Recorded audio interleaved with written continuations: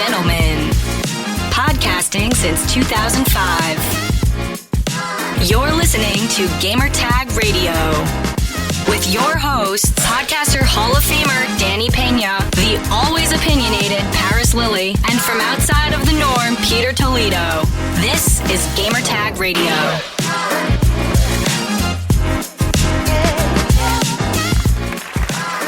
And welcome to episode 1219 of Gamertag Radio.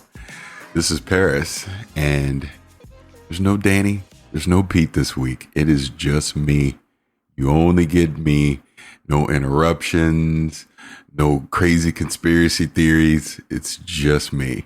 So sit back. This probably won't be that long of an episode. There's honestly not a lot going on in the industry right now, with it being the summertime. Here we'll get in the next few weeks as stuff starts to ramp up for the fall and the holidays. We'll have a lot more to talk about. But yeah, you're just getting Paris this week. So before we dive into this, I want to let everyone know, again, this is Gamertag Radio.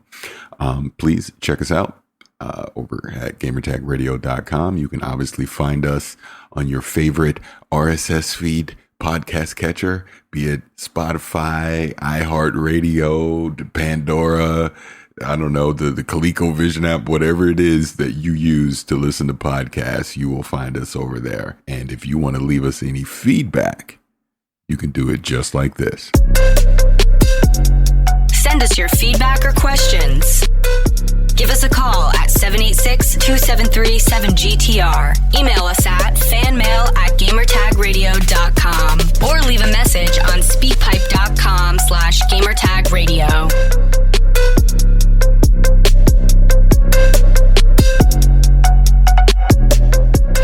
All right, like I said, there's not a lot going on in the industry right now. So I don't know how long the solo episode will be, but you know, I'll flash back a little bit to last week's episode. We obviously talked about competition in the industry and the importance of it to keep innovation and everything going.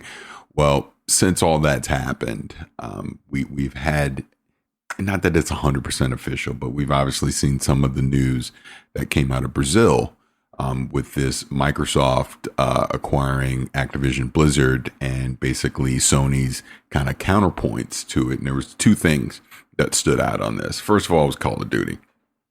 And Sony kind of saying that, hey, Call of Duty is basically this huge presence in the industry. It's not something that even if we tried, we can necessarily replicate. And by Microsoft getting this, it's going to have a huge advantage for them because it is going to convince more and more people to want to hop over and jump into the Xbox ecosystem, be it just subscribe to Game Pass or actually go pick up Xbox hardware and invest that way. And I don't necessarily disagree. I believe I even tweeted this earlier in the week. I was like, Sony's not wrong, because here's what's going to happen. Love Call of Duty, hate Call of Duty does not matter at this point. We know its presence in this industry. It is consistently, if not the highest selling, number 2 highest selling game every year, you know, Red Dead Redemption 2 aside. But the fact remains of this.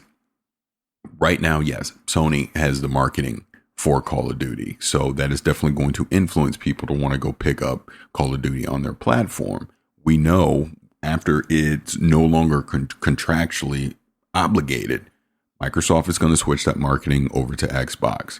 They are going to put Call of Duty day one on Game Pass. And if you think that's not going to influence people to want to, well, screw it. I'll just subscribe to Game Pass. I'll play Call of Duty on the PC, or I could just go pick up an Xbox and I'll play it there. Because what's going to happen is you're going to see all the marketing go towards there. You're going to see more incentives, like for new maps day one on the Xbox, or maybe a discount towards whatever type of battle pass or microtransactions are going to have. Plus, you're going to couple that with Game Pass. So there's going to be this perceived savings as well. That like, well, if I'm already subscribed to Game Pass, I just get Call of Duty anyways. I don't have to go spend $70 on it anymore.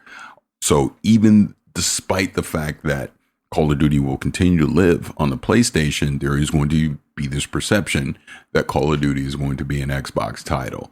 The analogy I used was Destiny, because when Destiny came out back in 2014, all the marketing, early, you get early access to certain weapons, strikes, things like that, was all on the PlayStation side. And I played Destiny for thousands of hours on PlayStation for that very reason. And even to this day, despite it being multi-platform, I still associate Destiny with PlayStation. It's just how it is. So yeah, there definitely has to be concern there on the Sony side of that, because and again, we're not talking short term here. We're talking long term. Long term, this does give Xbox a definitive advantage, having basically the number one selling game every year associated with your platform. You will get more people that will want to jump over and start investing into that ecosystem. Now, the second thing that came out of that was the fact that they acknowledge Game Pass as being a force in the industry. That what was it? 60 to 70% of the game subscription market is now going towards Game Pass. And I think in Brazil, it was higher, like 70, 80%, something to that nature. But the point around that is, yes, there is PlayStation Plus. Yes, there's Xbox Live Gold. Yes, there's Ubisoft Plus. There's EA Play or whatever it's called, right? There are other subscription services out there. But the unique thing about Game Pass, obviously, is the fact that you're getting the internal studios day and date. You're getting those day and date. Even PlayStation Plus at its premium tier is not doing that just yet.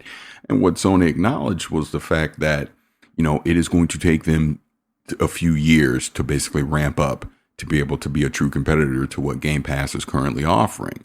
And the thing that you've been listening to this, I've been saying this for a while. You can really take this all the way back to 2016 when you started to see the change with Xbox, with their services and just their approach to the industry, going outside just the console, having these subscription services, integrating cloud, things like that. And Sony simply did not invest that same approach at that time. They clearly are now. Obviously, with PlayStation Now, they're investing in the cloud now. The fact that they've created these tiers of PlayStation Plus, they are investing in a game subscription service as well.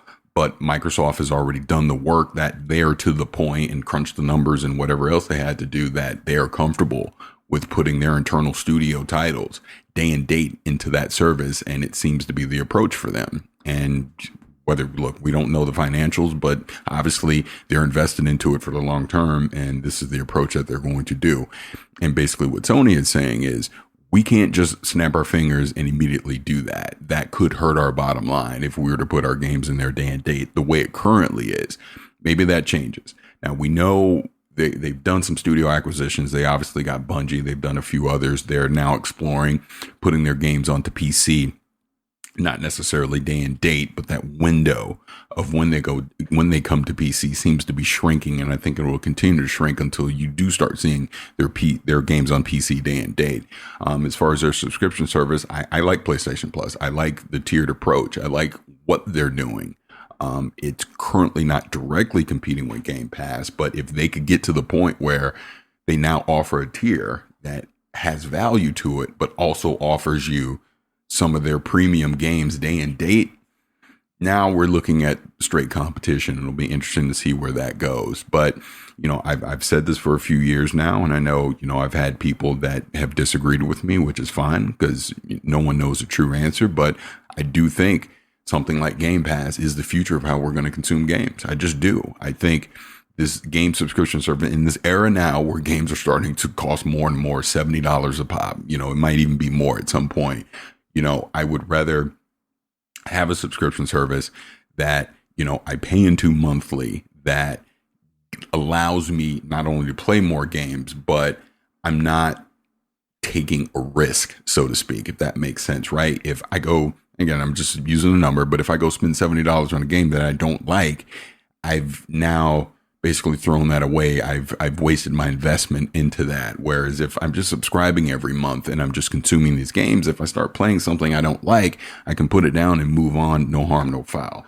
So along with that, we obviously saw that Microsoft is also testing Game Pass, a Game Pass family plan, currently in Ireland and over in Colombia. And, you know, I've been talking about this for a while as well, that I'm excited for this. I think as a parent with 3 kids that also game, so I'm basically a household of 4 dedicated gamers, I've wanted to have this family plan because, you know, we've had to do all these mental gymnastics that if all 4 of us are trying to play something at once in the house and it just so happens to be a game that's on Game Pass, you know, we can't all do it at the same time. So, you know, like I wound up having to get my daughter her own subscription, and I've been sharing my subscription with my other 2 kids, and it seemed to work out okay, but it's not ideal.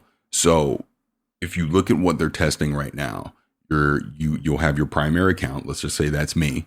And then I can share that out with 4 other people, right? And they'll be on my account. It looks like pricing wise, we'll see what final it is. But right now what the conversion looks to be, it would be a Game Pass Ultimate subscription, and it would be $24.99. That basically you're able to have 5 people on that one account. That is insane value. It's basically coming out to about $5 per person per month. That is a fantastic value. However it is you're deciding to share it with, be it family members and doing air quotes friends or whatever the case may be, that's an insane value.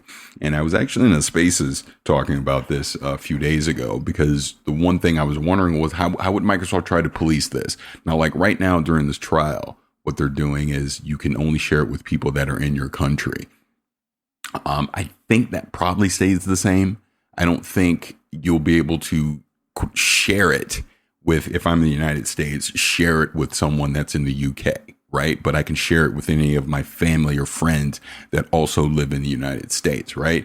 But along those lines, I don't think they're going to police it as far as you don't all need to be in the same house. And I think if you're traveling and you're in a participating country, I think you're fine, but your home country needs to all be the same. I think that's what's going to happen. And I think that's similar to what they're currently doing right now with Office 365. So they're basically going to adopt that model as well.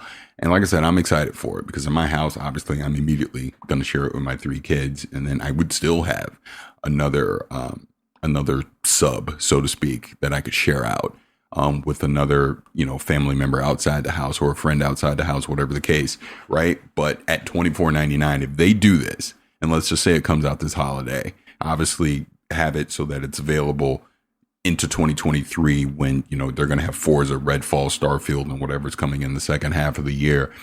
That is going to be a huge incentive for parents and for families to want to invest in the Game Pass. And here's the thing. I personally think, we're talking about this in the Spaces, they're going to use this opportunity to bolster basically their subscriber count. So if they're at 25 right now all of a sudden, let's just say 10 million more people subscribe and you're at 35. And of those 35, now you have 20 million people that have converted to that family plan. Take the 20 times 5. Where are you at? Right? Just simple math on that. But now you're at 100 million. So, excuse me, you could easily see their subscriber numbers go for them. And just to be more realistic, you could easily see their subscriber numbers over the next year with this family plan jump from 25 million to 80 million, just because now you have more people that are attached to your account that are now in that ecosystem. They're playing games. If it's a multiplayer game with microtransactions, battle passes, things like that, you're still going to be able to monetize those people that are attached to that family plan. So maybe this is it. Again, I'm not a business person, financial. I don't know the math on it that's going to make this work, but clearly they've already crunched those numbers and they seem to think. And again, if it does turn out to be $25 a month, I was personally thinking it might be 30, still could be. We'll obviously see when it's final and they roll it out. But either way, even if it's at 30, that's still an insane value that you're getting on an individual basis to be able to consume all the games that are already a part of Game Pass. And then you're going to be able to get all their Xbox Game Studio games day and date as they release. So again, just like I was talking about, you're going to get Forza day and date. You're going to get Redfall day and date. You're going to get Starfield day and date. Eventually Hellblade 2, Perfect Dark, Fable, you know, on down the line.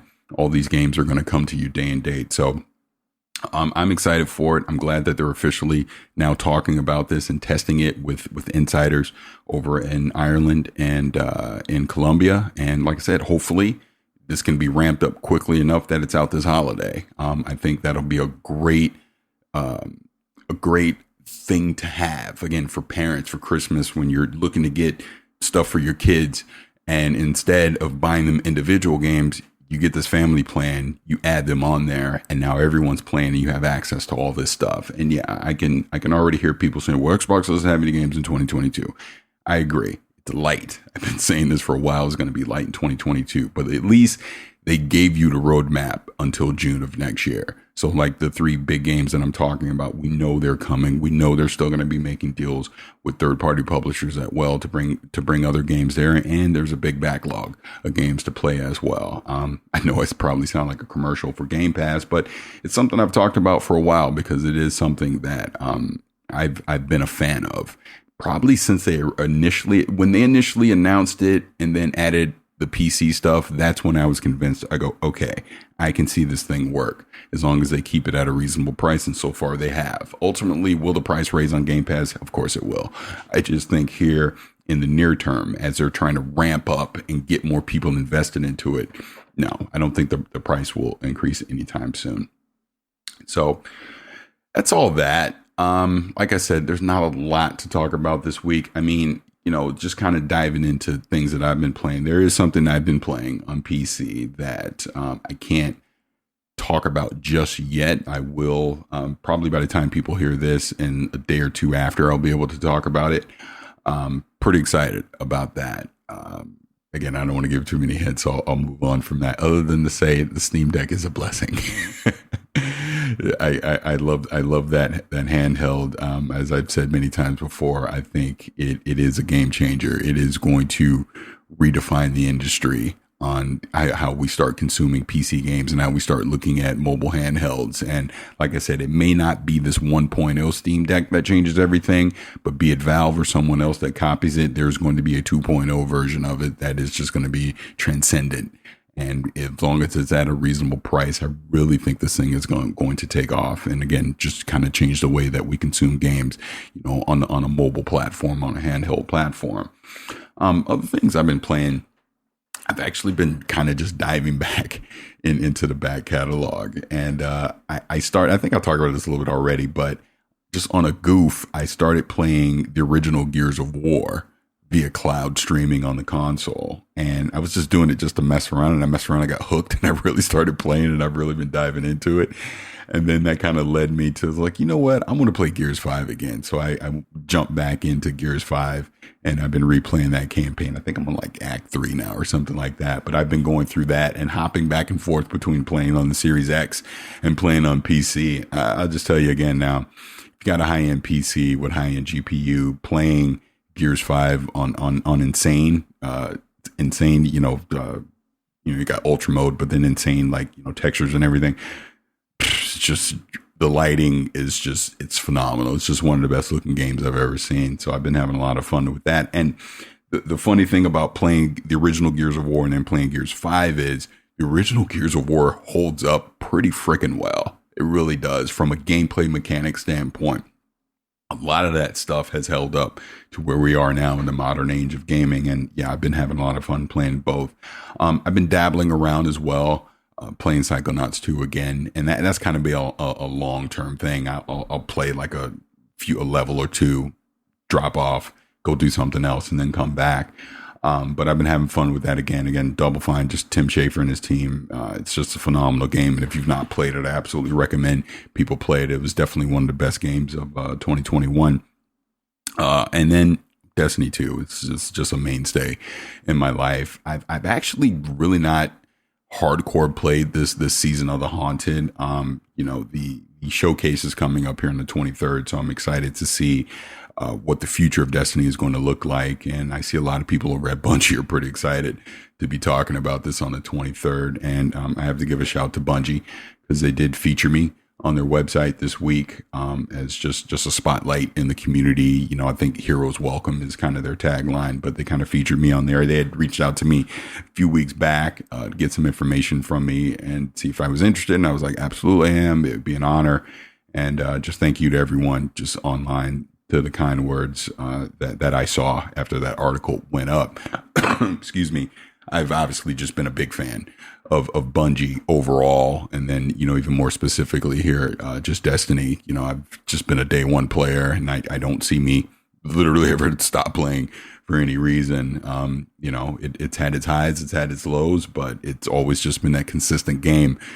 For me, like, it's crazy to think, God, we're going on a decade. I think we're going in year 8 now. It's insane to think about. But yeah, those are some of the things that I've been playing more recently. I am looking forward to this Plague Tale game that's coming out. I've never played the series or whatever, but a lot of people seem very excited about this one that's going to drop in October. So I'm looking forward to that. I definitely think I'll check out Scorn. Obviously, God of War Ragnarok. That's just a no-brainer. I'll be playing that. And I may or may not play The Last of Us Part 1. Thinking I might, but we'll see. Also looking forward to Saints Row as well. And just naming those off the top of my head. I mean, there's definitely going to be stuff to play this holiday. So I'm not too concerned about not having things to do this holiday as we wait going into 2023, when a lot of these newer games that we've been anticipating are going to drop. Like I even tweeted the other day, I went back and watched the Starfield presentation. And, I know a lot of people, people were nitpicking the optimization, pop in this, that's running at 30 frames, blah, blah, blah, blah, blah. But kind of watching it now and just all that hype and fanfare aside has cooled down, and just watching it for what it is and listening to what Todd Howard was saying and just seeing what the ambition of that game is going to be. It's definitely my most anticipated known game of 2023. And I'm really looking forward to it. Like I said, you can see in that presentation why it was delayed. It needed to be optimized more. Absolutely. Do I think I want to play it at 30 frames? Nope. I will be playing it on PC, and I'm fortunate enough to have a higher end PC. So yeah, I'll definitely be playing it cranked up and at higher frames per second, because I definitely at least want to play it at 60. But overall, what the game is going to be and what they're attempting to do with it, I'm excited to see it. From a Bethesda legacy perspective, Todd Howard, new IP, the Bethesda RPG lineage, just everything, the discovery, with the Galaxy, all that stuff. So I'm really looking forward to that. And playing Starfield. Oh, one other thing I jumped back into, I forgot this game. I've been playing Cyberpunk 2077 on and off a little bit. It's come a long way since where it was in December of 2020. And we don't need to relitigate that, but clearly the game never should have come out in the state that it did. You can tell that CD Projekt Red has done a lot of work optimizing it and squashing bugs and getting it into a pretty decent state. Is it the vision that they promised us all the way back in 2018? No, it's not. But it is a good game. It's a solid game. It'll be interesting to see what this expansion is going to be. I know they've been hyping up Edge Runners, which will be the series that's going to be on Netflix. I would imagine around the same time they'll probably start talking about the expansion, and we'll see what it's going to be. So interesting times right now in gaming. And it's so funny, like I said, with this being the summertime, there's just not a lot of really interesting things to talk about, because I think a lot of things are waiting until the holiday. And then obviously once we go into 2023, we'll have a lot more to talk about. But gaming's in a good place. It is. I think, fussing aside on social media about which system is the best or which game is the best, I just think overall the industry is in a pretty good spot. There's definitely a lot of variety in the genres and the different type of games we can play, from the AAA all the way down to the indie level. And again, I'll bring this full circle. This is why I'm excited about something like Game Pass, because it allows me to try more of these games and allows me to discover more things that I probably never would have played otherwise. And, it's great. Gaming is a great hobby, and I'm excited, for the future of it, and excited for people that are getting into gaming and just having so many different things to do. Definitely exciting times. So with that said, I think that's it. Like I said, I do apologize. There's definitely not a lot to talk about. Don't have Danny or Pete here to bounce off of when any different perspectives. So you're only getting mine. But one thing I also said on social media, because I've been dabbling with hosting spaces again. So I've done a couple here over the last couple of weeks, and I think I'm gonna do more. I know some people give me grief when I pop into spaces with a controversial title or a controversial host attached to it. But the reason I do that is twofold. I like to listen. I like to listen to the community. I like to hear what people are saying, number one. And number two, if you see me speaking in one of these controversial spaces, is because they're talking about something that I either disagree with or they have complete misinformation on. And I try to give my perspective. And as long as it stays respectful, I have no problem engaging with people online and talking about stuff. The second that it starts getting disrespectful, yelling and screaming and all that, I leave. I mean, it's pretty simple. So if you're listening to this and you ever see me in a space and it goes, why is Paris in that spaces? That's why. Because like I said, I'm trying to hear what the community is saying. I'm trying to understand different perspectives, and, you know, I'll drop my 2 cents every now and again, but I'm definitely going to host more of my own. That way I can control the room and, you know, make sure I guide what the topics are going to be, and then obviously bring people up, and, you know, we get that instant perspective, that instant feedback, that back and forth dialogue. And I really like that. So I definitely want to continue doing that moving forward. So I think that's it. Now, before I go, again, I want to remind everyone that this is Gamertag Radio. And if you have any feedback for this podcast, you can do it just like this. Send us your feedback or questions. Give us a call at 786-273-7GTR. Email us at fanmail@gamertagradio.com or leave a message on speakpipe.com/gamertagradio.